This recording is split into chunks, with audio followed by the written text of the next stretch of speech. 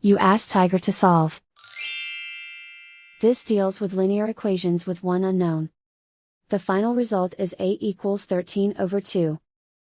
Let's solve it step by step. Simplify the expression.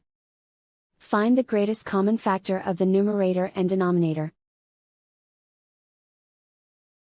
Factor out and cancel the greatest common factor. Isolate the A. Multiply both sides by 8. Group like terms. Multiply the coefficients.